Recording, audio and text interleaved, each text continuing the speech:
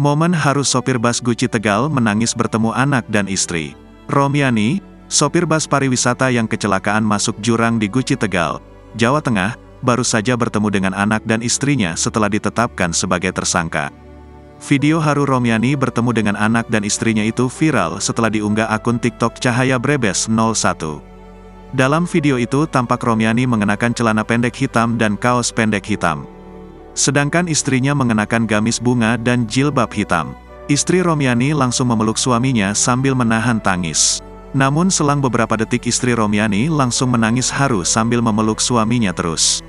Akhirnya ketemu Pak Romiani sama istrinya. "Gimana perasaannya Pak?" tanya perekam video.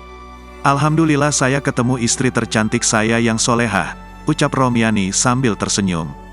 Tak hanya dijenguk oleh sang istri, Romiani juga dijenguk oleh anak dan cucunya. Video pertemuan Romiani dan istrinya ini mendapat banyak doa dukungan dari para netizen.